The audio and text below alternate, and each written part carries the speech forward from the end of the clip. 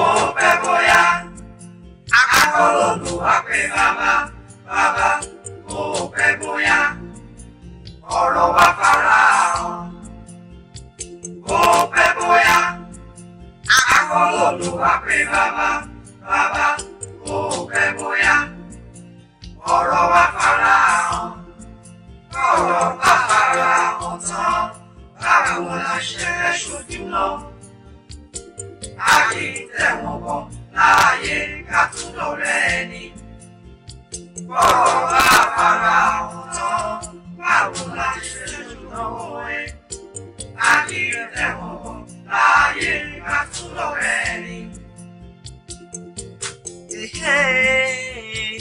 Orí yẹyẹ ní gbogbo owó àìṣẹ́ ló pọ̀ yàgùràtà níbẹ̀ ayé tá a wà yìí ṣe bá wá jagun ni kúrọ́kúrọ́kú wọn kú sójú ẹrú bẹ́ẹ̀ ni ṣìkàṣìkà mọ̀ pé òun náà ṣẹ̀ sáàrò ẹni ṣòro fọ́nà ìkọ́lọ́ àbíkó sí ìrẹsì. Kò sóhun tó pamọ́ kedere ẹgbẹ́ òun sí bàbá mi.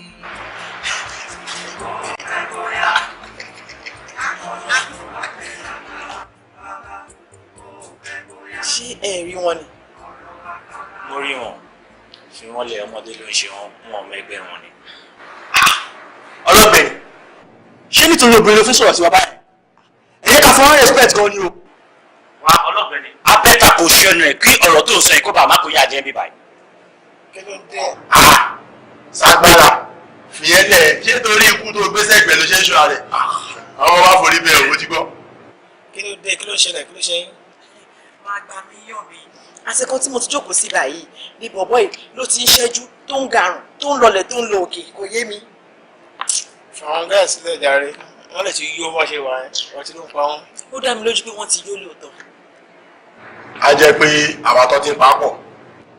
Anyway ṣe tẹ́ bá ṣe tọ́gbọ̀n láṣẹ ó tẹ gbé sẹ́gbẹ̀. Àwa gan ní ìdísáfìsì. Àwa dẹ̀ fẹ́ gbé sùn níṣẹ́ tí gbọ́. Ti dé break là á fẹ́ ṣe. Ṣáwọn gáà sì gbádùn ṣá. Ó dà pé ìyá wọn kí ló ń ṣe yín? Ṣẹ́jọ́ bẹ́yọ̀ ni. Dádì wa fẹ́ bá wa wí. Ọlá máa jìyà. Owó yọ mi jọ tí Ọlọ́run ṣàfihàn sílẹ̀ mi ìfẹ́ wà láà ṣé òun ìbọn ṣe rí ni fi wọ́n lẹ̀. Wọ́n yọ mi fi wọ́n sílẹ̀ má jẹ́ ká mú wọn bíbá kábà má dábàá oníbàárò kábà ti jáde àmú wọn. Ẹ̀gbọ́n mi mo ń bẹ Yomi pé kó ti tó ẹ̀yin tó sọ pé tẹ bá ríra yín níta níbo. Sọ́kè. Ẹ má bẹ̀rẹ̀ ayé. Ẹ má bẹ̀rẹ̀ ayé rárá. Ẹ mọ́ tẹ́ máa ṣe iṣẹ́ ní kẹ́ wọnú ara yín kẹ́ má bọ̀. Ẹ dù. Ẹ̀yin ẹ máa jẹ gbogbo ìyà ẹ̀yin.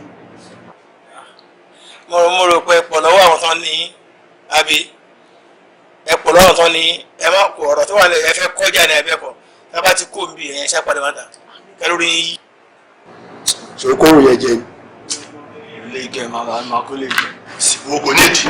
Tẹ́ bá ṣe tọ́ ìwọ̀n àwọn ará ọkọ̀ máa dé ìta ẹ̀yẹ pàdé àwọn àtà. Ẹ dù. Ẹ ní dúró.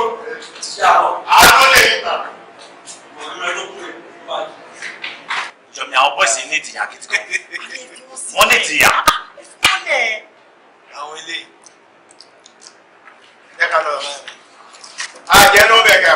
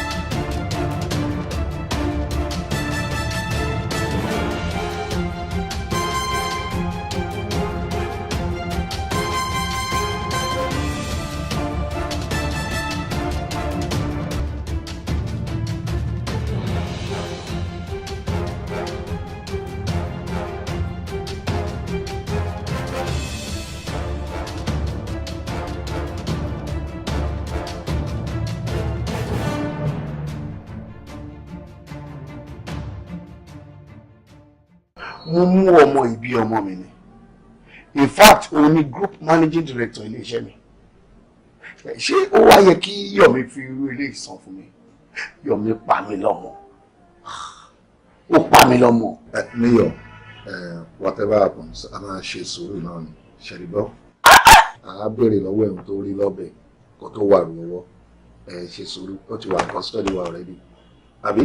Nítorí ti bá lọ́rọ̀ ẹ̀ ọ̀dà mi lẹ́nu. Àfihàn. Àfihàn wa.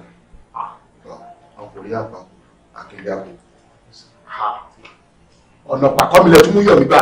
Kò sí wàhálà. Yomi yóò ṣe mo dúpẹ́ o. O ṣe gidi gan ni. Ìwọ pa mí lọ́mọ. Ó pa mí lọ́mọ. Ládùúrú bí mo ṣe ṣe sí ẹ tó.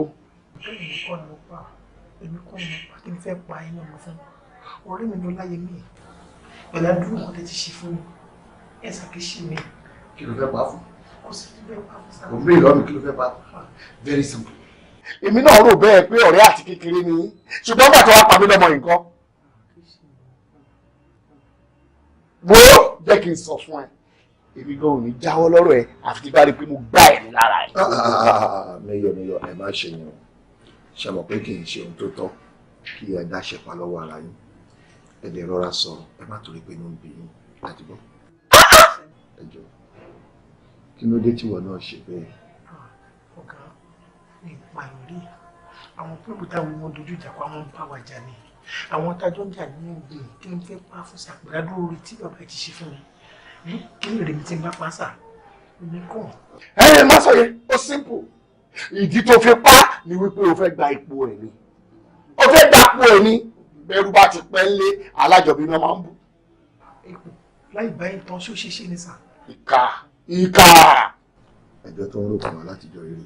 ẹ wo DPO ẹ jẹ́ kó mú ọmọkùnrin kú iwájú mi ẹ kọ́ mu ẹ̀yin náà lè ní kí n má ṣinú bí o ẹ̀yin náà lè ní kí n má kó fẹ́ wáyá mi ẹ má yẹ kí n ṣinú bí lórí ẹ̀rọ ẹ̀ o. Mayor ẹ ṣáà ṣe sùúrù ó ti wà bí náà ṣe ń gbọ́ a máa ṣe ìwádìí wa bó ṣe tọ́ àti bó ṣe yẹ outcome ẹ máa padà gbọ́ ojú òun àmọ́ láìpẹ́. ẹ ṣe jàre ẹ̀yin náà wá wípé kẹ́ ṣe ìwádìí láti ṣe fún ọdún 3 ibi pẹlẹbẹ báyìí lẹ máa bọ̀ bẹ́ẹ̀ èmi mú nǹkan bí mo gbá mú lọ́mọ ọwọ́ mú mọ́ ẹ ṣe mo dúpẹ́ ẹ ṣe kọ́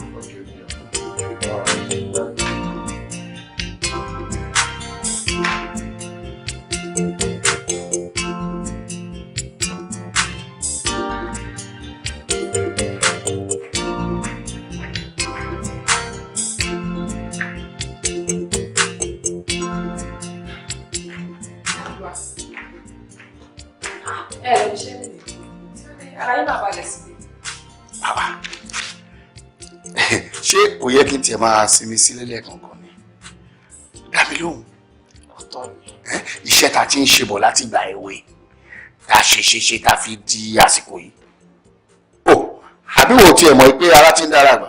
lóòótọ́ nínú ara ti ń dára àgbà ẹ̀nà kò tiẹ̀ wèmí náà kẹrọ síbi iṣẹ́ lé ni àmọ́ torí àwọn òyìnbó tẹ sọ fún mi pé ẹni mítìn pẹ̀lú ló jẹ́ kó fi wáyà mi lẹ́nu pa mo rò pé ẹ̀ ti lọ.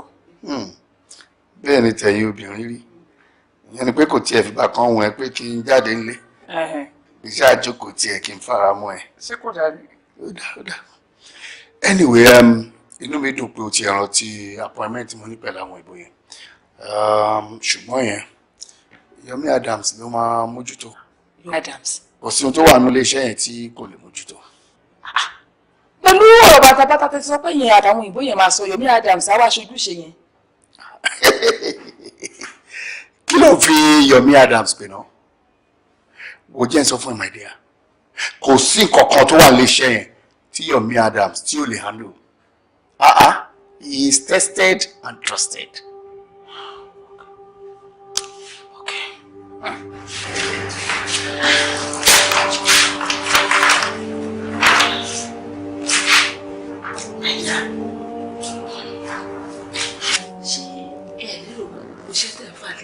Adams lọ́wọ́ yìí ṣé ẹ̀ lérò kó léwu.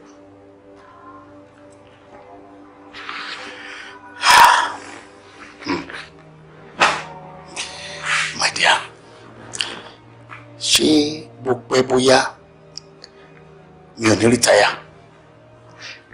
àfi tí n bá rìtáyà kì í ṣe nìkan ló máa bá iṣẹ́ ọ̀hún lọ ni. Dá mi lóhùn, ṣé nígbà tí èyí tó jẹ́ ọmọ bíbí inú tèmi Ọláyẹmí tó takú tó fà kíkọrí tó ní òun ò lè mójútó iṣẹ́ mi nítorí pé kò papọ̀ mọ́ tó lọ́kọ́ ní yunifásitì, kí ni kì í ṣe sí? Dá mi lóhùn, kí ni wọ́n rò pé mo lè ṣe sí? Àbí àníyà tó jẹ́ obìnrin ìyẹn àbúrò ẹ̀ òun ni máa mú gbogbo iṣẹ́ fámìlì ni máa gbélé lọ́wọ́ kó ṣetán kó kí gbogbo ẹ̀ mọ́lẹ̀ kó gba lé ọkọ ẹ̀ lọ. Ṣé láyé ló sọ eré ìfún yín báyìí? Bẹ́ẹ̀ ni, béèrè lọ́wọ́ ẹ̀. Kì í ṣe kan kì í ṣe méjì lèmi àti ẹ̀ tíjọ máa jókòó báyìí ká máa sọ. Ó kọ̀ ó fà kékọ́rí ni ó lóun ò ráyè ẹ̀. Ẹgbẹ́ fún mi táìmù díẹ̀ kí n bá Láyẹmí sọ̀rọ̀.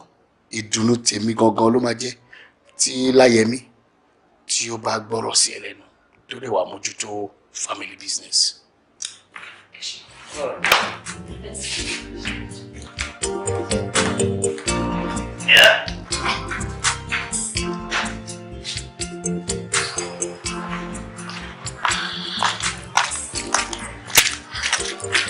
Ọláyẹmí, bàbá ẹ ní òun ní kó wá máa manage company wọn lọ sọ pé ó lè ṣe. Bẹ́ẹ̀ ni wọ́n pè mí lóòótọ́, mo dẹ̀ dá wọn lóhùn pé mo ò lè bá wọn manage company wọn. Kí ni ìdí tó ṣe sọ bẹ́ẹ̀? Mọ́mí, ẹ mọ̀ pé course tèmi study ní yunifásitì ó yàtọ̀ sí nǹkan táwọn dáàdì ń ṣe ní company wọn, so kò dẹ̀ sí bí mo ṣe lè kó mo ní lè kó pẹ̀lú company wọn mà. Torí ẹ̀ ni o ṣe gbà kí Yọ̀mí kó máa ṣaṣojú company bàbá ẹ̀. Mọ́mí, Yomi is my friend. Tó bá jẹ́ òun ló lè ṣe kó máa ṣe lọ. Mo ẹ̀ṣẹ̀ mọ̀ pé oògùn ni. My dear, mo fẹ́ kó wo nǹkan kan.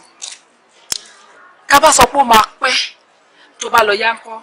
Tí ìgbà tí bàbá ẹ̀ bá lọ síbi tágbà rè, báwo lè máa gba ogún ẹ̀ padà lọ́wọ́ Yomi? Ṣebí kí dáàdì tó kú wọ́n máa ṣe rí o. Tó bá dẹ̀ ṣe rí o, wọ́n á indicate pé èmi àtàbúrò mi lájọ ní ogún. So Yomi akọ step aside ni ó simple kò yẹn ṣe problem. Má dé take over. Mo mọ̀ pé ohun tó máa sọ nìyẹn. Àmọ́ ohun tí ò yí ẹ pọ̀. Ṣé o mọ̀ pé láìpẹ́ ń sìn Yomi àti àbúrò ẹ̀ wọ́n máa ṣèyàwó? So tí èmi bá wá ṣèyàwó pẹ̀lú àbúrò ẹ̀ ń sìn tí Yomi dẹ̀ ń ṣaṣojú company bàbá ẹ̀ lọ.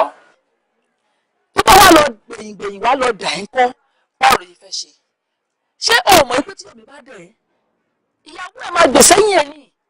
Obìnrin lèmi náà tó bá jẹ́ mi náà tí bẹ́ẹ̀ bá ṣẹlẹ̀ yín ọkọ mi ní máa wà tó bá ọkọ mi gbogbo ta bá rí gbogbo ogún ta bá jẹ fún àǹfààní ẹ̀mí àtàwọn ọmọ mi lọ́jọ́ iwájú ni ṣé òòró débẹ̀. Ọ̀rẹ́sẹ̀ wèrè o ṣọ́rọ́ gbọ́gbé tiẹ̀ lẹ̀. Mo bí ẹ́ mi ò wá ní fẹ́ kó pẹ́ mọ́ báyìí mo fẹ́ kó lọ bá bàbá ẹ̀ kó jẹ́ kí bàbá ẹ̀ mọ ipò ti ṣe tán báyìí láti fojú tó complain bàbá ẹ̀. O gbọ́? Mo ti gbọ́ yín mà, máa lọ bá dáàdì nísinsìnyí, máa sọ fún pé mo ti ṣetán láti take over company wọn. Ó bẹ̀tà. Ojú bá yẹjú kó má ṣe yẹ o. So, màá rí ẹ later. Àdàbọ̀ mà. Ilẹ̀ Yomi. Yes sir. Mo mọ̀ wípé wà á tún máa gbáradì gẹ́gẹ́ bí àdéhùn tàjọ ní lórí iléeṣẹ́ yìí. Bẹ́ẹ̀ni sir. But you see, ìyípadà díẹ̀ máa bá arrangement wa yẹn. Ṣé kò lè sà? Ó ṣe my dear. Ṣòrí lẹ́yìn ọ̀pọ̀lọpọ̀ meetings and discussions pẹ̀lú àwọn immediate family mi, mo mean ìyàwó mi àtàwọn ọmọ mi. Ibi tá wá fi ẹnu kò sí, òun ni wípé Ọláyẹmí ọmọ mi, òun ló máa take over lọ́wọ́ mi. Ìwà kan máa assist ẹ ṣó ti yẹ ẹ́ sìn ìyẹn ni a máa ṣe ibi tá máa fi sí gangan nìyẹn. Ọláyẹmí medical practitioner ni Ọláyẹmí ṣé wọ́n tún ní ṣe pẹ̀lú managerial kìíní ọ̀gá business per se làwọn ṣe ń bíbá ẹ̀ ṣó máa lè cope. Ọ̀rọ̀ tó sọ náà kì í ṣe pé òjá náà àmọ́ tí igi bá wà lẹ́yìn ọgbà ò lè wó. Ṣorí èèyàn kan ṣoṣo báyìí òun ni Ọláyẹmí need láti lè succeed nílé iṣẹ́ yìí. Tani ni ẹ sá? Ìwọ ni ẹni náà. Ṣorí support assistance tí wọ́n bá fún Ọláyẹmí òun ló ṣe máa carry out all the objectives of this company. And mo dẹ̀ nígbàgbọ́ pé o ní hesitate láti fún ní necessary support.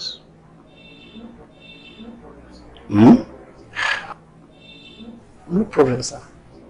Jerry. Sir. That's good. Thank you so much, sir. Muscle.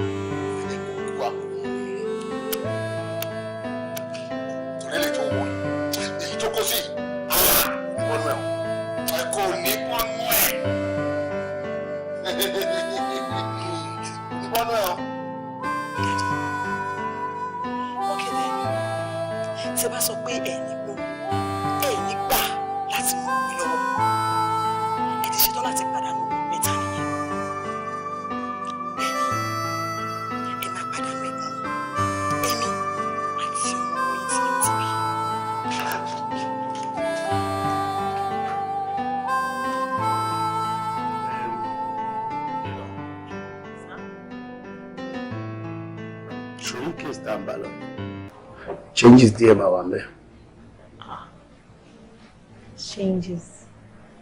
changes bíi ti báwo sá.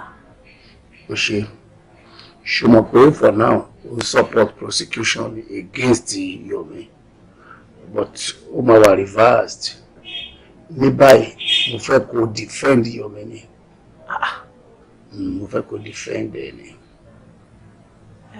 Mayor ẹjọ́ sá kí n defend ẹni tó pa ọmọ yín. Nítorí kò yé ẹni jẹ́ kí n let her into it. Ṣorí o ṣáà mọ̀ ọmọ mi Alia o dẹ̀ mọ̀ pé Alia àti Yomi ń jáde wọ́n ń jáde and mo ṣe wá ní dìsọ́sìn ni wípé Alia àti lóyún fún Yomi.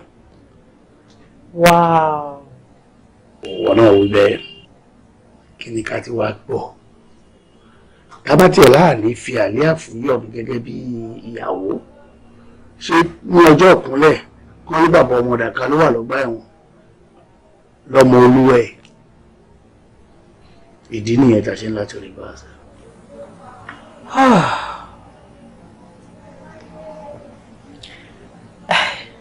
ìdí nìyẹn tá a ṣe ń láti wá wọ̀rọ̀ kan ká fi yẹn ṣe àdá. àti èmi kọ́ ni mo pa aláìní yìí kì í ṣe èmi ni mo pa èmi nìkan lè pẹ́ mọ́ ọ́bẹ̀ ṣé mo nǹkan táwọn ọ̀gá ẹ̀sẹ̀ ń sọ wọ́n kàn ń sọ̀sọ̀kúsọ ni wọ́n wà wí ni àwọn ni wọ́n pa. ṣé ẹ rí Mr. Yomi mo mọ̀ pé kò ń ṣe ẹ̀yin nìkan lè wà bẹ́ẹ̀ jọ yẹn but Alia sọ fún mi pé nígbà tí wàhálà yẹn ṣẹlẹ̀ wọ́n lọ make call níbi tó ń ti make call yẹn lọ́wọ́ ló ń ti gbọ́ ariwo ẹ̀gbọ́n òun níwọ̀n tó lè máa sáré padà débẹ̀ òkú ẹ̀gbọ́n òun ló ń bá lọ́wọ́ yín. wọn tó ní bó ṣe rí nìyẹn méjì làwọn boys wọ̀nyí ìkọ̀kọ̀ náà jọ ń bá wọn jà mo kàn dédé gbọ́ tí àlàyé mi pariwo ní n bá fi gbọ́ tí mo gbẹ́jà sílẹ̀ bàtà máa fọ́ọ̀ṣì débẹ̀ báyìí mo bọ́ bẹ nínú ẹ̀ ní bóyá tí wọ́n sá lọ ibi tí mo ti ń jù ú. ṣé ẹ kí n bá yín sọ̀rọ̀ nípa lọ. mo ń gbọ́. ṣe rí nǹkan tí mo torí ẹ̀ wá lọ kí gbogbo ẹ̀ lè yanjú ṣó ti ń lẹ́yìn torí Yorùbá ní ṣẹ̀rànṣẹ̀ràn ó náà lẹ́ni tó máa ń jẹ́wọ́ fún un gbogbo tó bá wà ń di ọ̀rọ̀ pátápátá ni ìfẹ́ kí sọ fún mi. àǹtí ṣé ẹ fẹ́ kí n purọ́ mọ́ra mi ṣá. kí n lè mọ bí mo ṣe máa present ọ̀rọ̀ yìí ní court ṣó ti ń lẹ́yìn sà. ṣé rí tó bá jẹ́ pé ẹ̀yin náà lè ṣèṣì pa nobody is above mistake tó bá jẹ́ pé ẹ ṣèṣì pa ni ẹ sọ fún mi ó ṣeéṣe kó ṣì níyànjú ká ṣe rò pọ́ dáadáa tá a máa dá sí i bí ẹ bá ti ẹ̀rù tara yín ẹ̀rù ti Alia kéde ẹ̀rù ti unborn baby yín o.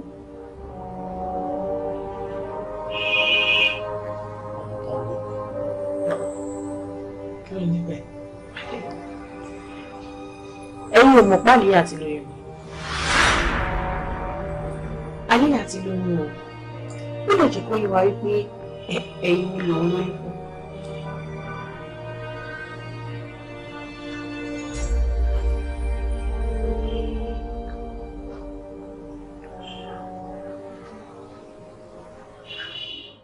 Yomi Adams mo fẹ́ kó ṣàlàyé fún honourable court yìí ohun tí ó ṣẹlẹ̀ ní 8 of August 2008 ní aago mẹ́sàn-án ìṣẹ́jú mẹ́ẹ̀ẹ́dógún láàrin ìwọ àti Malik Mohammed.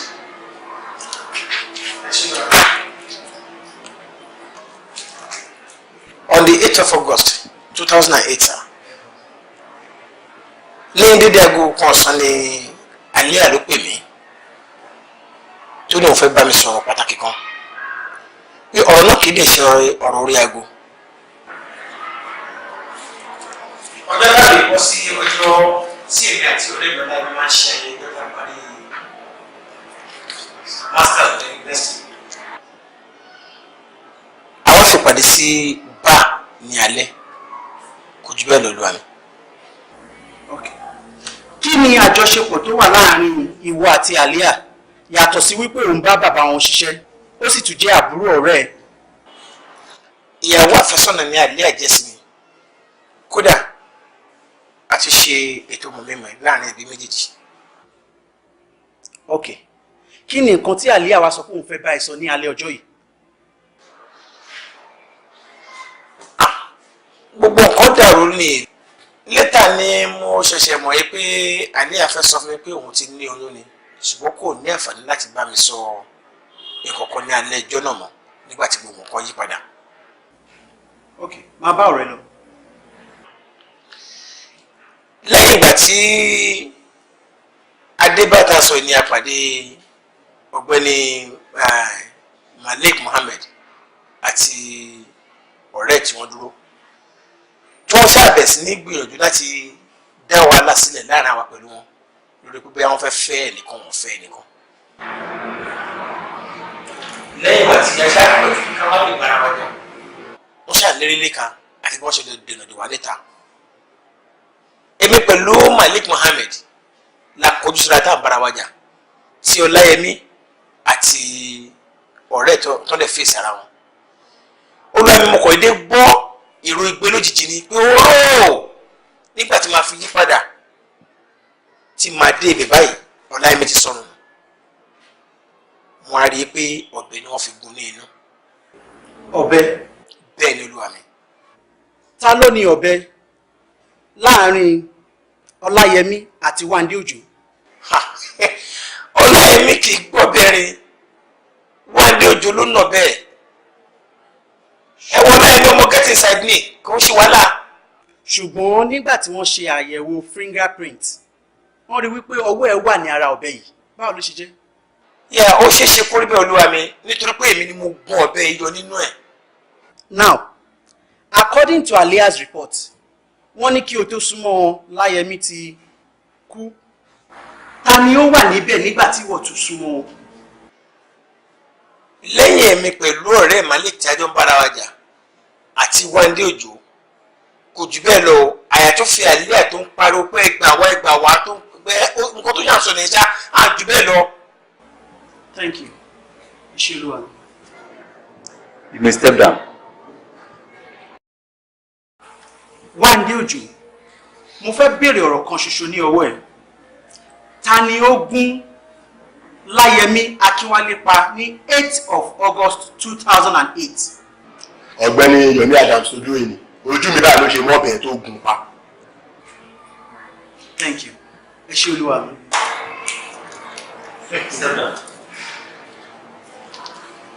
Wándé Òjó ta ló ní ọ̀bẹ tí wọ́n fi gún Láyẹmí pa. èmi ni mo ní. ó ṣe wọ́n jẹ́ pé ọ̀bẹ ni Yomi fi pa Láyẹmí nígbà tí wàá ti òkè iṣọ́ rẹ̀ tẹ́lẹ̀. ẹ ṣe bá ṣe ń bi ni nìyẹn o ṣẹlí nígbà tí ṣèkìgbà yẹn ṣẹlẹ̀ ń ta èmi bá yọ ọ̀bẹ pé kí n tẹ fi defend ara mi nígbà tó jẹ́ pé àpò láàgì àti ìgò làwọn náà yọ ọ̀tọ́ fẹ́ fi pa wá.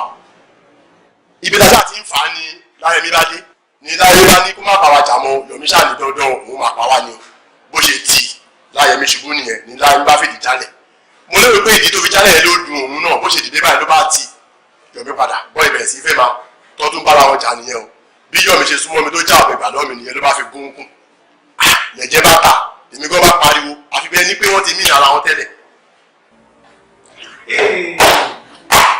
ọ̀gbẹ́ni Wándé Òjó ìjọ lè ṣàlàyé fún ẹjọ́ yìí ìdí tó ṣe ń gbọ́ bẹ̀rẹ̀ kiri. olúwa mi mọ orí tí mo ní o àwọn olè ló fà á tí mo fi mọ́ bẹ̀rin o nínú ọdún ibi tọ́jú ìdè wọ́n ti rọ́ọ̀bù mi lẹ́ẹ̀mejì ní láṣìá ẹ̀ẹ̀mẹ́ta lọ́rọ̀bù mi yíyá before gbogbo ọdọọdún lọ́ máa rọ́ọ̀bù mi èmi náà bá kú ní kí n mú ọ̀bẹ ò kí n máa fi protect mi pé tọ́ bá ti èdè tí bá ti fi scare wọn bóyá wá fi mí lẹ̀ nígbà tí mi ò lè gbébọn rè ìbọn wúwo. Wándé ìjọba kó lòdì sí òfin ilé wa kéèyàn máa gbé ọ̀bẹ rìn kiri. mi ò mọ ìgbà tí ò ń ṣèbọn. ṣùgbọ́n gbà pé ọ̀bẹ ló pa Láyẹmí àti wípé tí ò bá sí ọ̀bẹ lọ́wọ́ ìjọ náà ó ṣeé ṣe kó má sí ohun ìjà kankan tí wọ́n lè fi kúnra wọn pa. objection my lord nítorí tí ò bá sí ọ̀bẹ yìí olúwa mi ó ṣeé ṣe kí nǹkan míì wà ní agbègbè ibẹ̀ tí wọ́n máa lo olúwa mi. prosecution counsel. witness yẹn gbà pé òun lòún ní ọ̀bẹ tó fi pa ẹ́ tí ò bá sí ọ̀bẹ lásìkò náà tí ó sì sí ohun ọṣẹ́ kọ̀ọ̀kan tòsí ǹjẹ́ ni ẹ lè kú bí? Objection overruled. Defense counsel, back up with your cross-examination. Thank you, my lord. I'm putting it to you that ìwọ ló ṣí okùnfà ọmọṣẹ́ tí wọ́n fi pa Láyẹmí. Èmi mo lọ bẹ́ẹ̀ lóòótọ́, àmì mi kọ́ ni mo gún. Àti wípé mo mú dé lójú pé gbogbo ọ̀bẹ tó ń gbèrè kiri èròǹgbà ẹ láti fi pa Láyẹmí. Objection olúwa mi. Olùjẹ́jọ́ ti sọ ìdí tí òun fi ń gbé ọ̀bẹ kiri bó tilẹ̀ jẹ́ wípé ó lòdì sí òfin ilé wa àmọ́ kò mọ̀ wípé òun máa pàdé Láyẹmí àti ọ̀rẹ́ ẹ̀ lọ́dún tá à ń sọ yìí. Objection sustained. Ẹ ṣé olúwa mi. Olúwa mi, èmi nìkan ni mi ò fọwọ́ kan ọ̀bẹ yẹn ní ọjọ́ tí ìṣẹ̀lẹ̀ náà ṣẹlẹ̀. Yẹn wípé kò tiẹ̀ súnmọ́ rárá. Rárá o, mo làwọn àgbà tí mo rí yọ̀dọ̀ tó gba ọ̀bẹ lọ́wọ́ wá ní ọ̀rẹ́ mi tó ṣe fi gún ọ̀gbẹ́ni ọ̀rẹ́ ìpànìyàn àti bí èjì.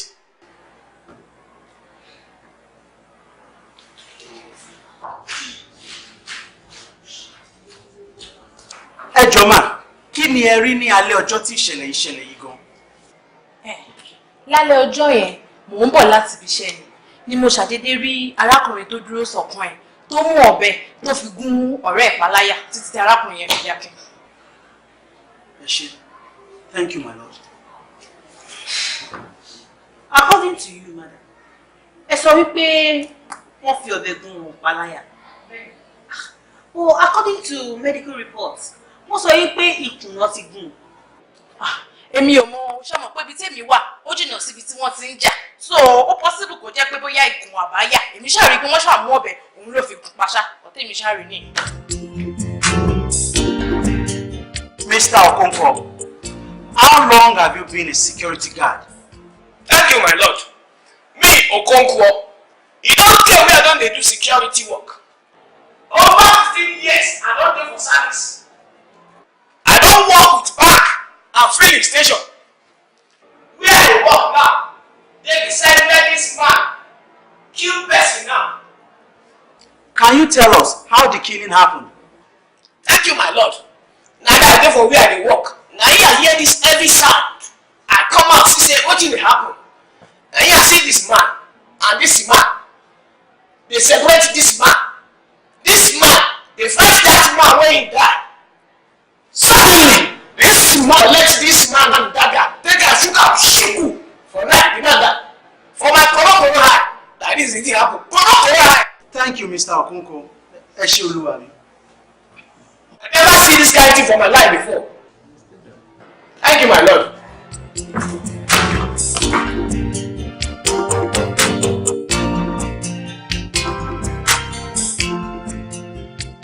Ó jẹ́ ohun ìyàlẹ́nu àti ìbànújẹ́ wípé aáwọ̀ kékeré òun ló máa ń sábà ń dá ọ̀ṣẹ́ ńlá sílẹ̀ lórílẹ̀-èdè wa. Kò sì yẹ kó rí bẹ́ẹ̀ rárá nítorí àìkí ń fi èrò sí ìhùwàsí wa ló sì máa ń farú nǹkan báyìí. Ìyàlẹ́nu lágbáà ló jẹ́ wípé èèyàn kan máa gbé ọ̀bẹ rìn káàkiri ìgboro. Èyí kì í ṣe nǹkan tó bójúmu rárá pàápàá jùlọ nígbà tó ṣe wípé ọ̀pẹ lásán wọ́n fi ń digunjalè lóde òní. Ìwọ Wándé, ọ̀bẹ tó mú kiri ló fa sábàbí ikú Ọláyẹmí. Nítorí ìdí èyí wàá fi ẹ̀wọ̀n ọdún 2 gbára pẹ̀lú iṣẹ́ àṣekára tàbí kó lọ san 250,000 naira. Ìwọ ọ̀gbẹ́ni Yomi Adams, a ò lè máa bá ọ̀pọ̀ lọ ní olóró. Gbogbo ọ̀nà ló tọ́ka sí wípé ìwà ìkà ló wù láti fi ọ̀bẹ pa ọ̀rẹ́ rẹ̀ fún ìdí tó yé ìwọ nìkan. Nídìí èyí, ilé ẹjọ́ tú ọ sí ẹ̀wọ̀n gbére pẹ̀lú iṣẹ́ àṣekára. Ìwọ ọ̀gbẹ́ni Malik, ilé ẹjọ́ ìdá ọ sílẹ̀ kó máa lọ sílẹ̀ láyọ̀ àti àlàáfíà. As your lordship pleases. I rise. Court. Akédájọ́ wò wọ́ bẹ́ẹ̀ ni Congratulations, sir. ẹ ṣé. Ẹ kú ewu odò láì tara bomi. Ẹ jọ kí lẹ fẹ́ sọ fáwọn èèyàn mi nípa case tẹ̀ wé ni. Àdúpẹ́ fọlọ́run náà ni nígbà tí òtítọ́ ẹ̀jẹ̀ ti fojú wọn sí gbogbo ala ti rí ọ̀gbẹ́ni Yomi Adams ó pa ọ̀rẹ́ torí kó lè bọ́ sípò ọlá ó wá wọn tó máa fi ṣe scapegoat wo orí tó máa kó wa yọ ló jẹ́ káwọn èèyàn wà mẹ́jọ yẹn. ẹni tó ṣe rárá wọn máa fún orí kọ.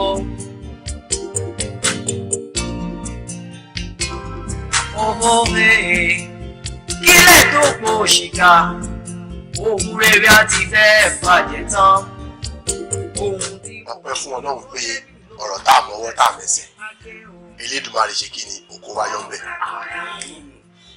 a tún wá dúpẹ́ lọ́wọ́ Ọlọ́run pé gbogbo bí èṣù ṣe gbogbo tó Ọlọ́run kó wa yọ ń bẹ. lẹ́yìn eléyìí ká má tún níbi mọ́.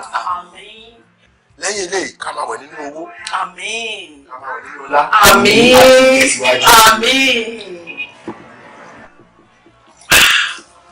ọ̀rẹ́ mi ká máa dúpẹ́ ni o. ọ̀rẹ́ ìwọ ló tún sọ̀rọ̀ báyìí ọpẹ́ ńlá ni ẹ̀sùn apànìyàn bá fẹ́ fi kún ná ikú tí ò bá pani tó bá ṣe ní fìlà ká dúpẹ́ ló tọ́ o. òótọ́ ló sọ àmọ́ pàápàá jùlọ ká máa dúpẹ́ lọ́wọ́ tó kẹ́ gan-an ni fún support ẹ throughout the trying period. bébì mi ọ̀rẹ́ mi ni ká dúpẹ́ lọ́wọ́ ẹ̀. ẹ̀rù ní sùúrù èwo ni tọpẹ́ tèmi ń bẹ̀ òkè tí mi ò bá dúró tẹ̀yìn ta ni mo tún fẹ́ dúró tì àti wípé ó dá mi lójú pé ẹ lè ṣe irú nǹkan tó jọ bẹ́ẹ̀. ìwọ ló sọ̀rọ̀ báyìí tó bá jẹ́ pé ọmọbìnrin mi àti sá lọ àti fẹsẹ̀fẹ. tó kẹ̀tẹ̀ mi ò ṣe bẹ́ẹ̀ mo ti mọ̀ tipẹ́tipẹ́ kò kí ń ṣe arírébánijẹ kò ń ṣọwọ́ epo that is why I love her. Anyway, congratulations. òyìnbó ní behind every successful man there is always a woman.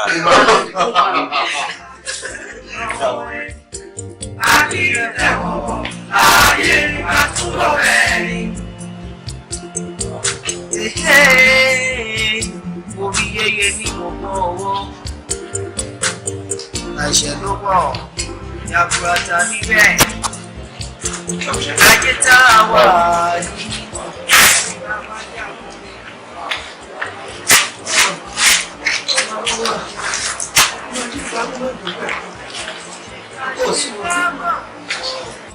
Mami, ní ìlú gbogbo lẹ́yìn o má sunkún gbogbo lè tẹ́ ṣe ẹ̀ help mi o ó ti yẹn ṣẹlẹ̀ gbogbo tó ṣẹlẹ̀ mi ti gbà ní kádàrá mi bọ́ọ̀ ṣẹlẹ̀ nǹkan tó náà bá dà sí ọ̀nà gbọ́dá kí ẹ̀rọ yóò gbà kọtí kó máa yán ni o kó má bàa jóná ṣàǹpù tó bá ti jóná kò ní ṣe jẹ mọ́ àdúrà ní kẹmà gbà kí n kú mi láyà tó láṣẹ ẹ ti wọ́n wọ́n ṣùgbọ́n ọ̀kẹ́ mo wá ṣe bébí one cake one cake even bàtà dé ibà ẹ̀gbọ́n ó tún cake ó ti mọ̀ pé wà wájú bàbá òun. Anyway, àdúgbò ọlọ́run báyìí báwo làwọn báńkì yẹn. Wọ́n ní wọ́n kọ́ wọ́n ní next week. Alright, tó bá ti wá ní next week náà tó bá ti kó fún yín ẹ wá ibi kan kẹgbà yóò ju supermarket kékeré lọ ẹ̀rọ adá síbẹ̀ ní tọ́lọ́kọ́bọ̀ kan lè máa wọlé ó ti yín tí wọn bá kó sílé tó bá fi ṣe business ó máa ná jẹ lásán ni.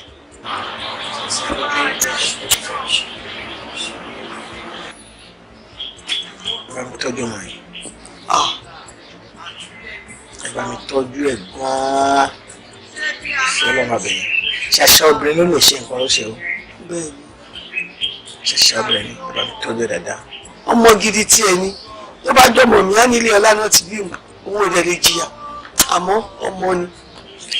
bẹ̀rẹ̀ fún mi wàá rí ìwà sọ̀rọ̀ lágbà lọ o ní mọ̀ náà lọ́jọ́ kúnlẹ̀ tó bá di ọjọ́ kúnlẹ̀ tó bá ti fi orúkọ tó kúnlẹ̀ báyìí wọ́n máa fi dọ̀ sí ilé ìlú àṣẹ lọ ìké tó kó wa lébi bóyá ọkùnrin àbóbìnrin ni pẹ̀lú àṣẹ tó náà orúkọ ọ̀rẹ́ mi ni màá sọ. ewu nínú orúkọ ẹ̀ torí orúkọ ẹ̀ pọ̀ gan-an èyí tó jẹ́ lórí nínú orúkọ náà ni màá sọ. àbí màmí ìbájọ ọkùnrin ìbájọ obìnrin èwo lè yàn lè sọ ní ọláyẹmí náà. kò sí tí ò ń jọ ọláyẹmí àti pàápàá ilé ọlá nílé bàbá tiẹ̀ náà ọlá lọ́tún ọlá lósì.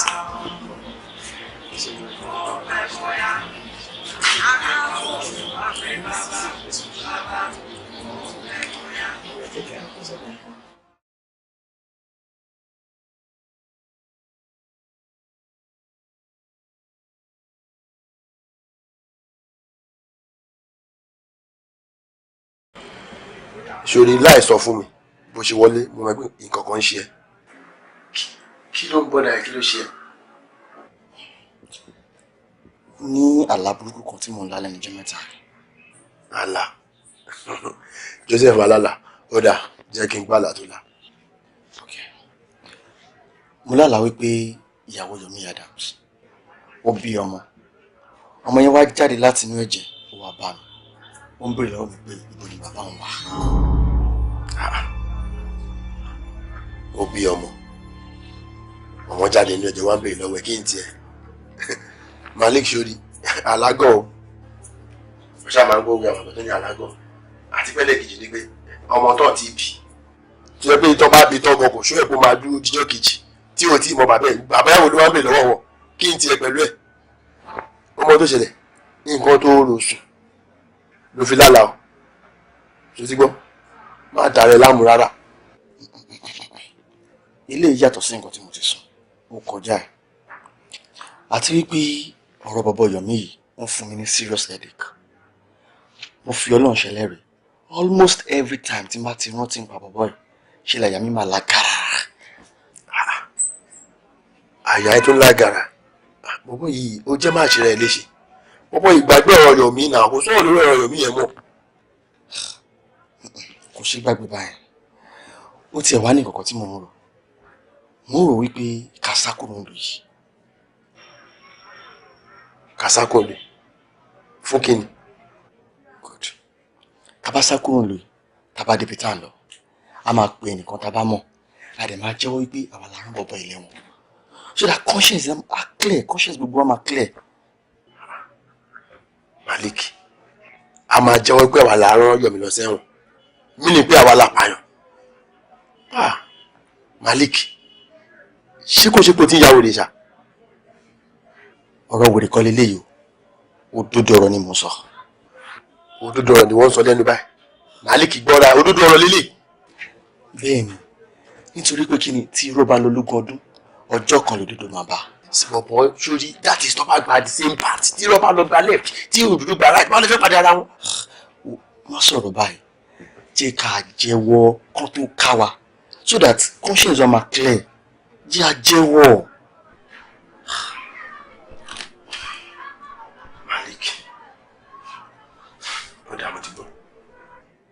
Àmọ́ kan fún mi time díẹ̀ kí n fi ro time gbà tá máa lọ yẹn àti ibi tá máa sá lọ ṣojú bọ̀. Ó máa bẹ́tà ó máa bẹ́tà. Ó kò jẹ́ wípé ẹlẹ́ṣẹ̀ amọ̀jẹ̀gbádùn ẹni tó ṣe rárá wọn a máa forí kọ.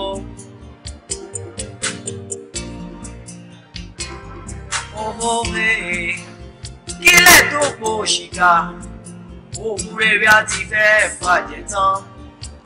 Ohun tí mo mọ̀ tó tẹ́mi lójú ní pẹ̀sán áké o. Ó pẹ́ bóyá akálọ́lọ́dún wá pé bàbá ó pẹ́ bóyá ọ̀rọ̀ wa fara hàn. Ó pẹ́ bóyá akálọ́lọ́dún wá pé bàbá ó pẹ́ bóyá ọ̀rọ̀ wa fara hàn. Ọ̀rọ̀ bá fara hàn tán báwo la ṣe fẹ́ ṣojú lọ. A kì í tẹ̀wọ̀n bọ̀ láàyè ká tún lọ rẹ̀ ni. Ọ̀rọ̀ bá fara hàn tán báwo la ṣe fẹ́ ṣojú lọ́wọ́ ẹ̀. A kì í tẹ̀wọ̀n bọ̀ láàyè ká tún lọ rẹ̀ ni. Má sunkún mọ́ o, màmá rẹ̀ ń bọ̀ wá dópin. Ìyá ogún ọdún o, ọ̀rọ̀ yìí ó máa ń gbóná fẹ́lifẹ́li nínú kúlà o. Màmá! A máa jóni lọ́wọ́ bẹ́ẹ̀ ni o, ọ̀rẹ́ wa. Màmá! kó má gbà owó àdúrà ló lè gbà ó. Àdúrà lẹ́bọ̀ oní ìgbàgbọ́ ẹ̀ bẹ́ẹ̀ ni. Àdúrà ó lè fúnni. Ọ̀pá àdúrà rẹ̀ ìmú orí bá fẹ́ wá lóra yọ orí ló sì yẹ lọ ẹ̀ má sí ẹ bọ̀ má gbé o. Mo pẹ́ bóyá àkókò ló wá pé ó bàbá ọ̀rá para àwọn ìwọ ìwọ ẹ̀ láti náà kó bá wa ṣe pẹ̀lẹ́. Lógo tó ṣe ó bàbá olówó gbé ló máa wá. Lógo tó ṣe ó pẹ́pẹ́ bóyá àkókò ló wá pé bàbá ó pẹ́ bóyá ọ̀rọ̀ wa fara hàn. Ó pẹ́ bóyá àkókò ló wá pé bàbá ó pẹ́ bóyá ọ̀rọ̀ wa fara hàn. Ọ̀rọ̀ bá fara hàn tán báwo la ṣe fẹ́ ṣojú lọ. Ayé tẹ̀wọ̀n bọ̀ láàyè ká tún lọ rẹ́ni. Ó pẹ́ bóyá àbẹ̀ bàbá ó pẹ́ bóyá ọ̀rọ̀ wa fara hàn. Ó pẹ́ bóyá akọ́lọ́ tó wà pé bàbá ó pẹ́ bóyá ọ̀rọ̀ wa fara hàn. Ọ̀rọ̀ má fara hàn tán báwo la ṣe fẹ́ ṣojú lọ. Ayé tẹ̀wọ̀n bọ̀ láàyè ká tún lọ lẹ́ni. Ọ̀rọ̀ má fara hàn tán báwo la ṣe fẹ́ ṣojú lọ. A kì í tẹ́wọ́ bọ̀ láyé ká tún lọ lẹ́ni. Èrò náà bẹ́ ṣe yé. Owó náà ṣe ẹlẹ́rìí kan tó bá tó fún ìbáwí when last lórí ọ̀rẹ́ Malik torí láti bí ijọ́ mẹ́ta kan mo ń try láti pe aago ẹ̀ bọ̀ mo ò rí ìjẹ́. so ìwọ náà pè láti bí ọ̀sẹ̀ kan sìn kò wá bí mo pa aago lọ ó lè ti travel pàjáwìrì ẹ̀. bọ̀ èmi notice nǹkan àti bí 2 weeks ago mo notice pé Malik wà worried gbogbo mo tẹ̀ ṣe ń try láti béèrè pé kí ló ń ṣe same thing náà ló ń sọ fún mi kò sẹ́nìtìn. ṣé pé ìwọ ló jíìsì mo mọ bẹ́ẹ̀ bẹ́ẹ̀ kan tí ìwọ bá ń ṣe inú Malik rẹ̀ ta ló ṣùgbọ́n ẹ̀ kó sọ fún. you were of course. èmi ó ní bílíọ̀ pé èmi náà notice pé bọ̀bọ̀ yìí kò wá òkè mo dẹ̀ bí Malik you are bothered kí ló ṣe nǹkan kò tó sábà mi sọ nǹkan èmi ṣe wá kọ̀ọ̀kúrò ìgbé bóyá kò fẹ́ sọ fún mi ọ̀pọ̀ yẹ pé nǹkan kò ṣe. well ó dẹ̀ torí yẹn sọ o. gómìnà wa ti yan ọ̀gbẹ́ni Òkìkí Afọláyan fún kọmíṣánná ètò ìlera. A gbọ́ pé ọ̀gbẹ́ni Malik Mohammed tó ń gbé nọ́mbà 4 Abiola Street Èbúté ni àwọn aládùúgbò àti alábàágbé rẹ̀ ti ṣàkíyèsí wípé ó kú sínú ilé. Ní kété tí wọ́n ṣàkíyèsí èyí ni wọ́n ké sí àwọn agbófinró tí wọ́n sì kó àwọn dókítà yìí lẹ́yìn. Ní báyìí wọ́n ti gbé òkú ọ̀gbẹ́ni Malik kúrò nílé. Ìwádìí sì ń lọ lọ́wọ́. Kí ló lè fa ikú ọ̀gbẹ́ni Malik torí kò sí ojú ọgbẹ́ kankan lára rẹ̀. Malik. Bọ́bọ́ ìlú ti ṣẹlẹ̀ Malik. Wọ́n ti sọ̀rọ̀ Malik. Ta ló ti dé ọdẹ fún Malik. Kí ló fẹ́ ṣe báyìí sí? Ìyàwó ẹ̀ àtọmọ ẹ̀ wọ́n lè kí ẹ̀ ẹ̀yẹ́ ẹ̀ ti bí wọn. Níjọ́ wo ni? Bí wọn ní jẹ́ alhamdulilayi. Ẹ bọ̀ ara sọ̀rọ̀ fún mi o. Sọ̀rọ̀ fún mi. Bá sọ̀rọ̀ mi bá jẹ tàbí jẹ ẹ̀jẹ̀ ọ̀pẹ̀ fún ọmọ ẹ̀jẹ̀ ọ̀pẹ̀ fún ọmọ ọlọ́wà kakọ̀ wọn.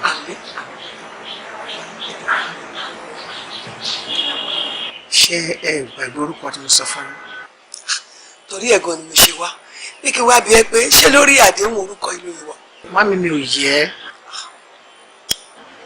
Ọláyẹmí tí mo wí yẹn ni kí bá mi sọ mo fi Ọlọ́run máa bẹ̀ yín orúkọ mi tó bá wùn yín ẹ fi kún Ọláyẹmí yẹn àwọn ọ̀dẹ̀ ẹ̀. èmi ní òde ní yàdéhùn Ọláyẹmí la máa sọ. Àlẹ́ àǹkọ́ báwo ni ara ẹ̀. ọ wà kò sí nǹkan kan. Èrè lọ́wọ́ lọ́lọ́run ní bàbá àdéhùn wọn. Ẹ̀mí àpòjù ògùn ní èdè ẹ̀mí àgbà. Ìmú nígbà òde àbúrò ẹ̀ ṣe.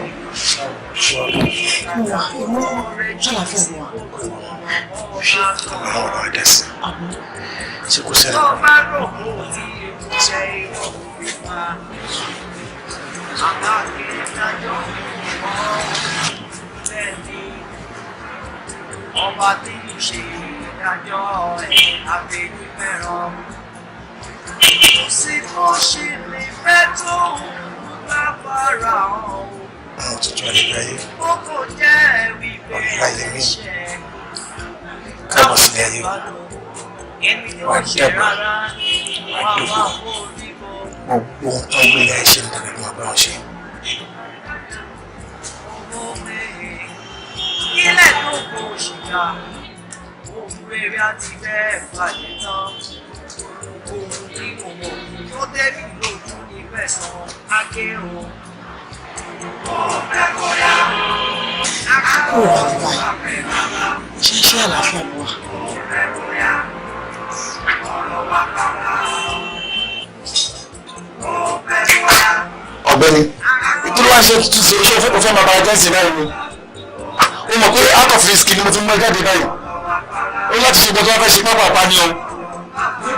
Ẹ má bínú sá, ẹ lágbára náà ẹ ní oògùn àkóbá ẹjọ́. àní orí lágbára náà ọ̀gbẹ́ni tí ẹ jẹ́ máa lọ.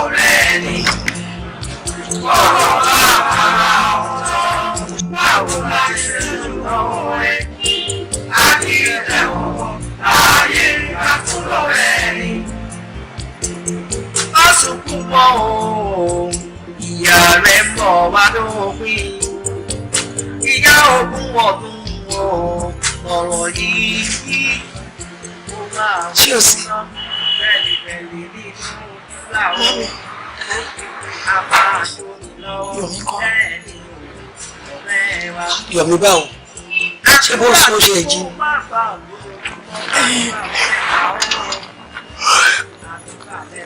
Lóòótọ́ ni mo sọ àwọn olójú oorun yẹn mo rí i pé wọ́dà kan sì yọ̀ mí wá sí bíbá ìwá kí wa má tó débi ó gbé ọmọ ẹ̀ ó ṣàdúrà fún un ó dẹ̀ súre fún un. Ọlọ́run jẹ́ kó rí bẹ́ẹ̀ o wọ́n ṣèlérí pé wọ́n á mú wa àmọ́ Yọ̀mí pàápàá ti sọ pé tó bá tiẹ̀ mú un wá tá a bá ti kúrò lọ́sibítù kó gbé ọmọ ẹ̀ wá kí òun náà. Má ṣe o ṣé pé wọ́n ń jẹ́ kí Yọ̀mí yọjú sí ọmọ ẹ̀ ní báyìí.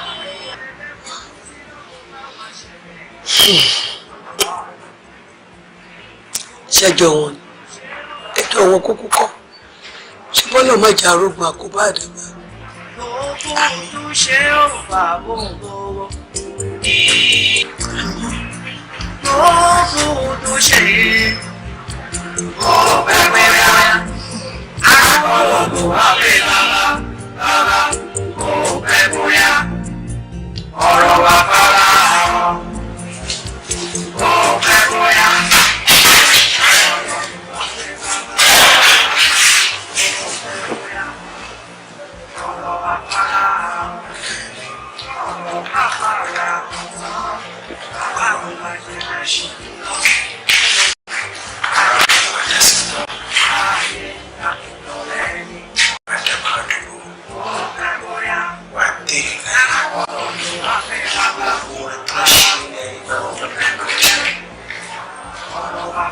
Ó ní kú sáì bí aṣọ,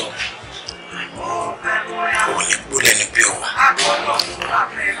wà á jó sí ọwọ́ tó wà yóò sọ sí, ó láwọn ẹni lọ.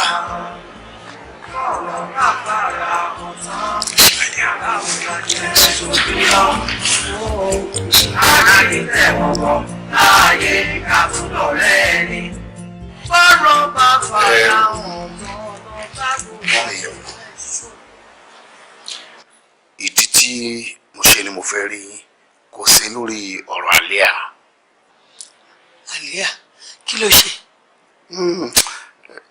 Kò ṣe nǹkan kan àmọ́ ẹ̀yin náà wò nígbà tí ọ̀rọ̀ ọláyẹmí tó ti rí bó ṣe lóun máa rí tí yọ̀mí náà dẹ̀ wá níbi tí ó wà yẹn ẹ̀yin àti dúpẹ́ lọ́wọ́ ọlọ́run pé agbóhùn yá agbóhùn ọmọ àmọ́ èmi wá ń bá àlíà sọ ọ̀rọ̀ tó ń dùn mí ọ̀rọ̀ tó ń ká mi lára ẹ jẹ́ mọ̀ pé akọ kò gbọ́rọ̀ sí mi lẹ́nu. láíláí kò jẹ́ rí bẹ́ẹ̀. ẹ̀yin náà sọ bẹ́ẹ̀ kò gbọ́rọ̀ sí mi lẹ́nu mo ní kí àlíà máa kó bọ̀ nílé kó lè máa mójútó ilé iṣẹ́ mi àbí ẹ̀gbọ́n ẹ̀ ọláyẹmí tó yẹ kó jẹ́ olùdarí ilé iṣẹ́ òun ló ti kú yìí mi ṣàdẹ̀bí ju méjì náà lọ ìyẹn ni mo bá àlíà sọ ló kọ mi ò dá mi lóhùn àmọ́ nígbà tí mo dẹ̀ mọ̀ wípé ọ̀dọ̀ yín ló ń gbé ìyẹn mo ṣe pé ń pé kẹjọ ẹ bá mi bá sọ̀rọ̀ ẹ jẹ́ kó ṣèfẹ́ ẹnu mi kémi náà lè yọnu sí i lọ́dọ̀.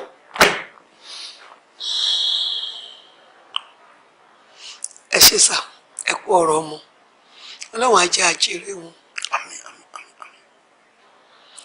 ẹ jọ̀ọ́ sà ẹ má bínú tí ọ̀rọ̀ tí mo fẹ́ sọ yìí tó bá bí inú ṣe rí tí pé kí àlíà máa padà bọ̀ nílé yín ẹ má bínú sà ó dẹ̀ pé kò ní ṣeé ṣe ìdí rẹ̀ o torí pé mo ti ṣàlàyé fún ọkọ ẹ̀ pé àtìyàwó àtọmọ máa máa tọ́jú wọn àmọ́ ṣẹ́rí tí pé kó wá mójútó iṣẹ́ ó di dandan kó wá mójútó iṣẹ́ máa bá sọ àwa. ìyẹn náà ti dá ẹ̀yin pàápàá náà ohun tẹ́ sọ ẹ kúkú rí sọ ẹ rí sọ ó dẹ̀ tèmi náà lọ́rùn bẹ́ẹ̀ ẹ bá mi bá sọ̀rọ̀ bá mi bá sọ̀rọ̀ ikú òdọjọ́ àrùn òdóṣù ẹ bá ń bá sọ̀rọ̀ kó wá mójútó lè ṣe yẹn yóò ní tí ṣe bẹ́ẹ̀ ìyá yìí ó ń bọ̀ ẹ má tí ì ní ẹ̀kọ́ jùlọ.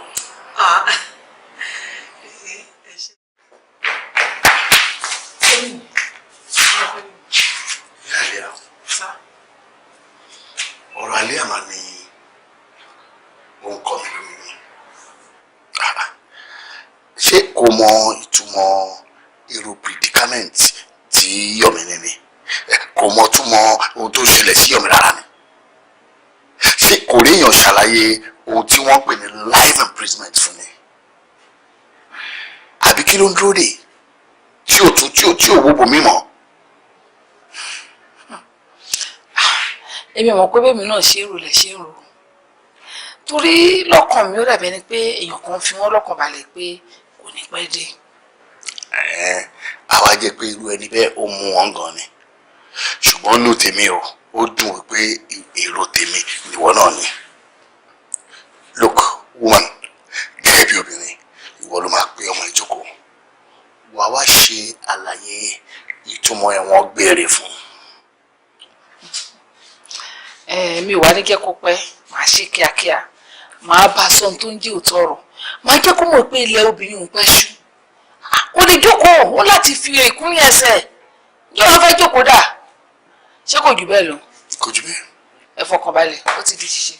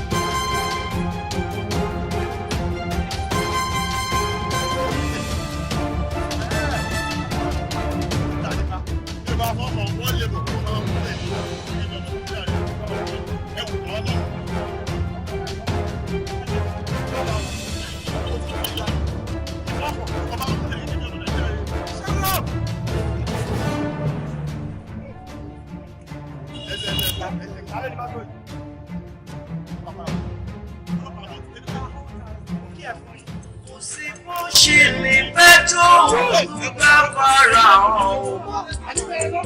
Ó kò jẹ́ wípé ẹlẹ́ṣẹ̀ amọ̀jẹ̀ ìbádùn ẹni yóò ṣe rárá wọ́n á máa forí kọ. Hello, Sergeant Maja ló sọ̀rọ̀.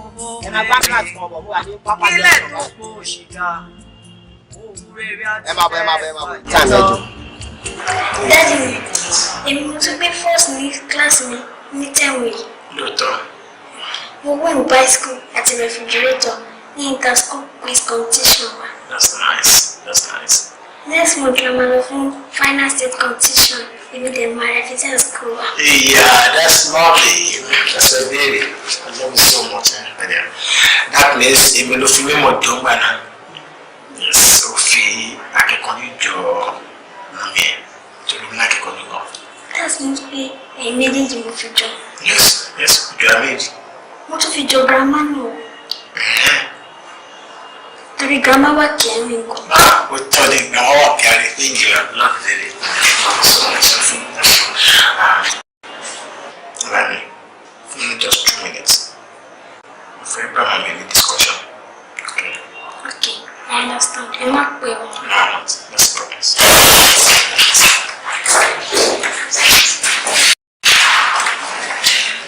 Aliam, báwo ni? Fine. Sure. Mama. It's nice. Kí ló sọ pé máa sọ fún mi tí máa padà wá? Yeah.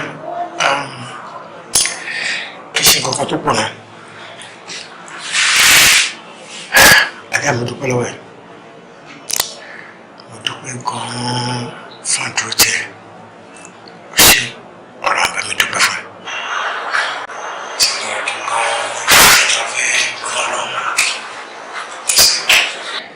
Ọ̀rọ̀ tí mo fẹ́ sọ náà kì í ṣe nǹkan tó pọ̀. But mo kàn fẹ́ fún ẹ ní advice kan ni. Advice náà dẹ̀ ni pé gbogbo ipòkipò tí àwọn bá wà láyé let us go. Fẹ́ kó tẹ̀síwájú nípa gbèsè ayé.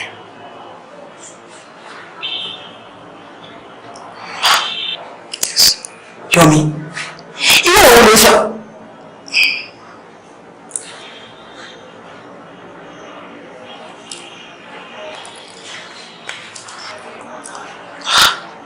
Irú ọ̀rọ̀ wo ló sọ yìí? Mo mọ nǹkan tí mo sọ. A ní láti waste time. Pẹ̀lú ojú orí ẹ̀, ó ti di dandan fún ẹ pé kó wá ọkọ tó máa nífẹ̀ẹ́ tí wọn máa nífẹ̀ẹ́ tó máa bá mi tọ́jú ọmọdé. Ọlá ẹ̀mí ti wọ 6 years.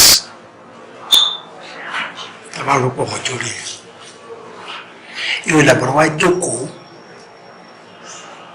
tí ọ̀rọ̀ tí ò nírètí nínú. Ọjọ́ wo ni mo mọ̀ tí máa kó mi tí mo wáyé? Ìmọ̀ràn tèmi nìyẹn o, lọ́wọ́ akọ tó máa fẹ́. Wo yọ mi ò lè lọ síbi kankan o torí mo nífẹ̀ẹ́ tó bá wù wọ́n kó fún ẹ ní ọdún 10 kó tún wá ṣe gbogbo ẹ̀ kó tún fi ọdún 10 kún kó tó 20 years máa dúró dé mo fẹ́ gbọ́ kàkà kí n má fẹ́ mi níyà lọ́kọ̀ mọ́ láyé ni.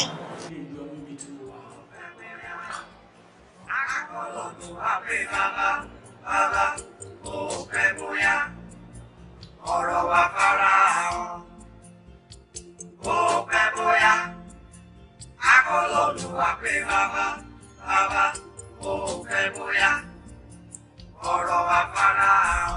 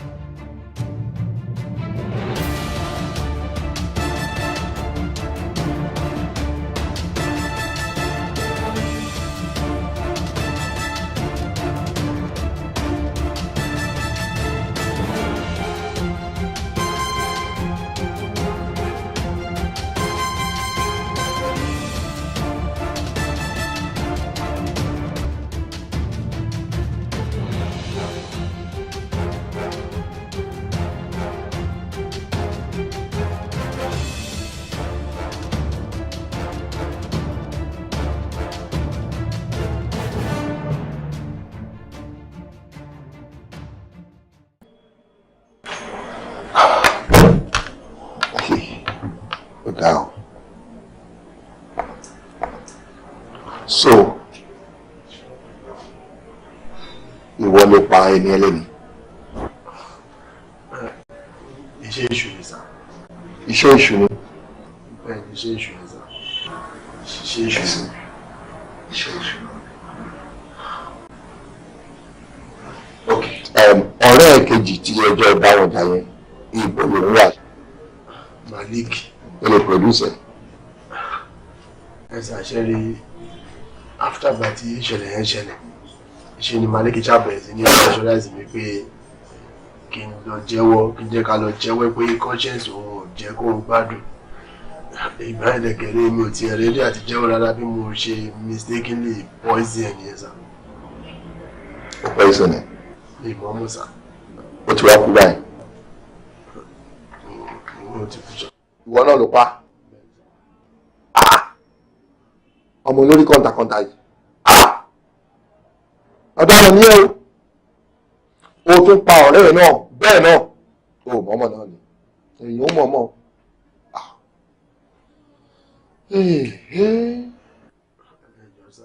Ẹ ṣàṣẹ́rí mo rí pẹ́yìn nìkan lẹ́lẹ̀ yọ mí ní ètí mo wà ní ṣiṣẹ́ rí tí wọ́n mú mi fún yìí Ọlọ́run bá rí mi ní ìmọ̀ ọkọ̀ pa ẹ̀.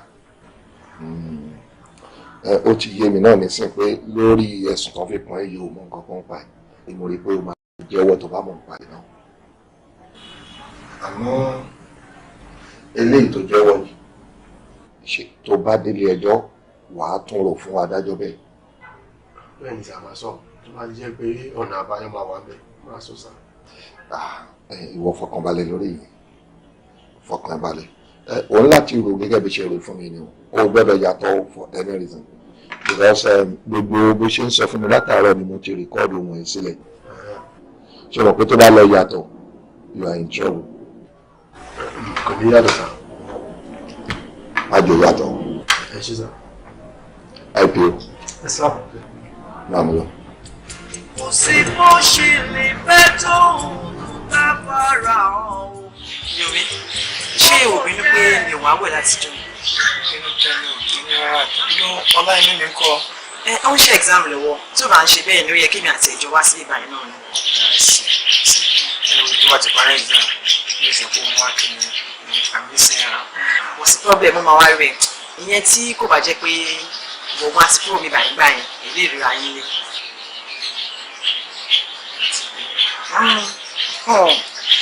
Ṣùgbọ́n pé wọ́n tún ti mú Wándé ìkejì Malik fún ẹ̀sùn ìyàpànìyàn ní again bẹ́ẹ̀ ni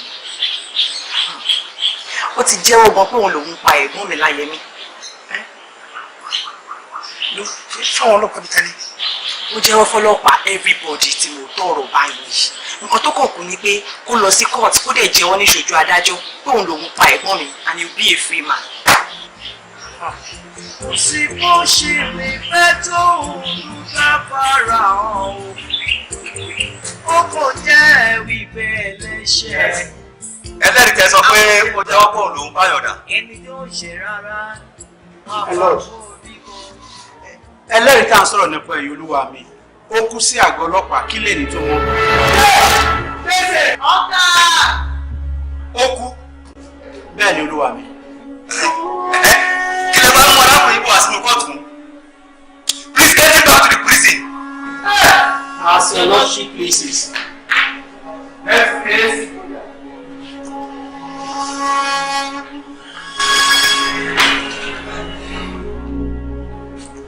Ní ìparí sáà àkọ́kọ́ nínú ìdíje yìí, omidan Yẹmí Adams ní pọ́ìntì 8 nígbà tí omidan Gabriel Mọ́táyọ̀ ní pọ́ìntì 8 yìí fi hàn wá pé wọ́n búra wọn so. Ní báyìí ní sáà kejì omidan Yẹmí Adams ní pọ́ìntì 12 nígbà tí omidan Gabriel Mọ́táyọ̀ ní pọ́ìntì 6. Ní báyìí omidan Yẹmí ló sì ń gbégbá orókè. Ṣùgbọ́n a wá tẹ̀síwájú ní sáà kẹta èyí tí ń ṣe sáà ìkẹyìn. Omidan Yẹmí Adams ìbéèrè. Number 13. Irú àwọ̀ wo ni àsíá Nàìjíríà? Àwọ̀ eérú àti àwọ̀ funfun. B. àwọ̀ dúdú àti àwọ̀ pupa. C. Àwọ̀ ewé àti àwọ̀ funfun. D. Àwọ̀ ewé àti eérú. C ni answer. Ẹ pàtẹ́wọ́ fún. Omidan Gabriel Motayo. Ìbéèrè rẹ̀. Number 14. Number 14. Àwọ̀ ẹranko wo ni a fi ń ṣe bọ́ọ̀lù àfẹsẹ̀gbá? A. Àwọ̀ màálù. B. Àwọ̀ ewúrẹ́. C. Àwọ̀ erin. D. Àwọ̀ ẹlẹ́dẹ̀. B. Àwọ̀ ewúrẹ́. Ó ṣe o. Omidan Yemi Adams bonus. D. Àwọ̀ ẹlẹ́dẹ̀. Ẹ pàtẹ́wọ́ fún. Omidan Yemi Adams. Ìbéèrè rẹ̀. Number 17. Ìbéèrè ìṣirò léyìí o tó lóyìnbó ń pè ní mathematics. Kí ni LCM èjì àti ẹ̀jọ? A. Ẹ̀jọ. B. Èjì. C. Ọ̀kan. D. Ẹ̀fà. A. Ẹ̀jọ. Ẹ pàtẹ́wọ́ fún ọgbà. Omidan Gabriel Motayo. Ìbéèrè rẹ̀. Number 11.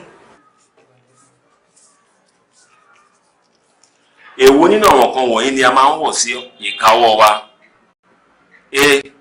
Bẹ́líìtì. B. Òrùka. C. Aago. D. Àlàbọ̀rùn. B. Òrùka. Ẹ pàtẹ́wọ́ fún ọgbà. Omidan Yemi Adams. Ìbéèrè rẹ̀. Number 18.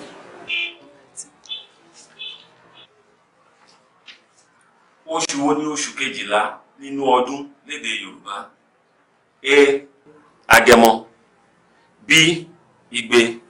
C. Òkúdù. D. Ọ̀pẹ. D. Ọ̀pẹ. Ẹ pàtẹ́wọ́ fún ọgbà. Omidan Gabriel Motayo. Ìbéèrè tiẹ̀.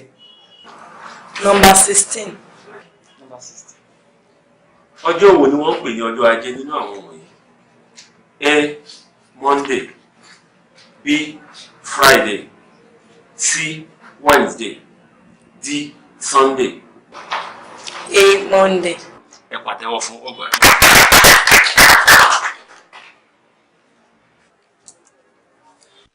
Ní báyìí a ti dé òpin ìdíje náà. Ẹ pàtẹ́wọ́ fún àwọn méjèèjì lẹ́ẹ̀kan sí. Àwọn méjèèjì lọ ṣe dáadáa.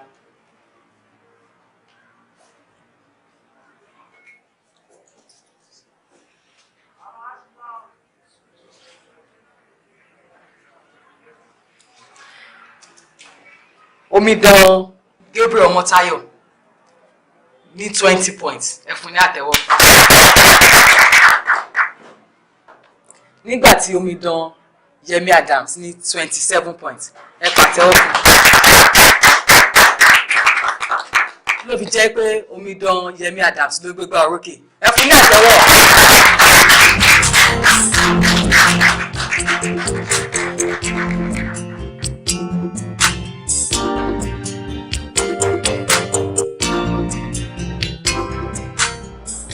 Lẹ́ẹ̀kan sí a kí àìsànẹ̀sì Adéyẹmí Adams káàbọ̀ sí wa ní àárín. Àìsànẹ̀sì wà gẹ́gẹ́ bí ipò yín, a fẹ́ kí ẹ lo agbára yín gẹ́gẹ́ bí gómìnà ọjọ́ kan kí ẹ bá wa ṣí ilé-iṣẹ́ wa yìí, Abínúwáyé Kamak Auto Place Limited, fún ìwúlò àwọn ọmọ ìpínlẹ̀ yìí àti gbogbo ọmọ Nàìjíríà lápapọ̀. Your Excellency wa. Ní orúkọ Ọlọ́run ọba, èmi gọ́vnà Yemi Adams mo ṣí ilé-iṣẹ́ ilé mi.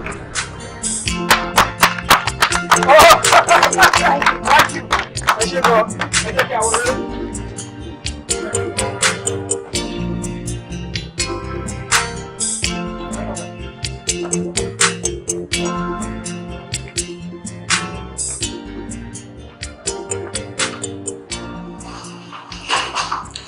Excellence, gẹ́gẹ́ bí gómìnà ọjọ́ ìlú, list àwọn prisoners wa tó fẹ́ release ni wọ́n wá kí bá wa science ni.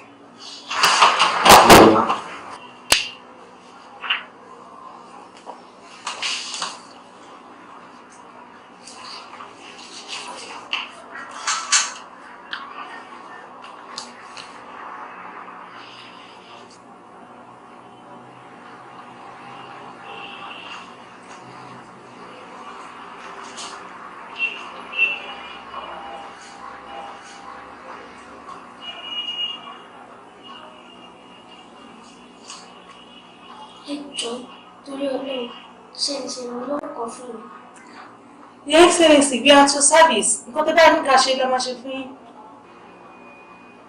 Ẹ jọ̀ọ́, ṣé lè bá mi include orúkọ àwọn èèyàn kan sínú àwọn prisoner tẹ́ fẹ́ release? Torí pé ìyà tí kò mọ́wọ́ tí kò mẹsẹ̀ ló ń jẹ lọ́wọ́lọ́wọ́ báyìí. Ìyẹn méjì súnmọ́ mi gan.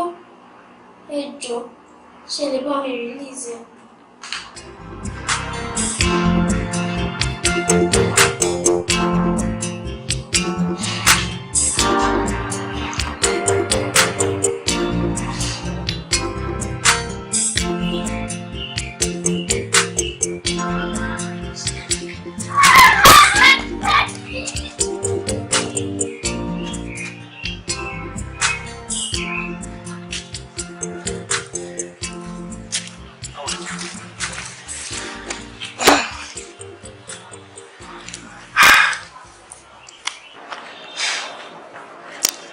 ọmọ lérí lọ́mọdé yìí o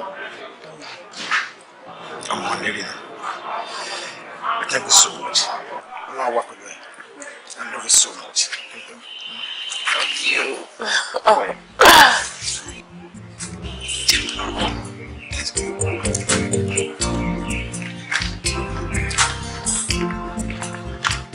Ó fẹ́ bóyá akọ́kọ́ Olúwa pé bàbá ó fẹ́ bóyá ọ̀rọ̀ bá fara hàn.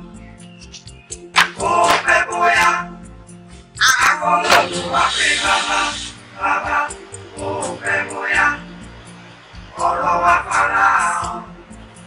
Ọ̀rọ̀ bá fara hàn tán báwo la ṣe fẹ́ ṣojú lọ. A kì í tẹ̀wọ̀n bọ̀ láàyè ká tún lọ́rẹ́ ẹni. Bọ́ọ̀ bá fara hàn tán báwo la ṣe lọ́wọ́ ẹ. A kì í tẹ̀wọ̀n bọ̀ láàyè ká tún lọ́rẹ́ ẹni. Orí yẹyẹ ní gbogbo ọwọ́. Àìṣẹ́ ló pọ̀ jaburata níbẹ̀. Ayé tá a wà yìí ṣe bá wá jagun ni. Kúrọ́kúrọ́kú wọn kú sójú ẹrú bẹ́ẹ̀ ni. Ṣìkàṣìkà mọ̀ kú ọ̀nà ọ̀sẹ̀ sáàrò. Ẹ̀mí ṣòwò tán nìkan ló kú tàbí kó sí ìdẹ̀sìn. Kò sóhun tó pamọ́. Kedere tó hàn sí bàbá mi. Ó fẹ́ bóyá akọ́lọ́dún wá pé bàbá ó fẹ́ bóyá ọ̀rọ̀ wá fara hàn. Ó fẹ́ bóyá akọ́lọ́dún wá pé bàbá ó fẹ́ bóyá ọ̀rọ̀ wá fara hàn. Ọ̀rọ̀ bá fara hàn tán báwo la ṣe fẹ́ ṣojú lọ. A kì í tẹ̀wọ̀n láàyè ká tún lọ́rẹ́ ẹni. Bọ́ọ̀ bá fara hàn tán báwo la ṣe fẹ́ ṣojú lọ́wọ́ ẹ. A kì í tẹ̀wọ̀n láàyè ká tún lọ́rẹ́ ẹni. Ọ̀rọ̀ ilẹ̀ yìí ó dùgbẹ̀dùgbẹ̀ ní òwe.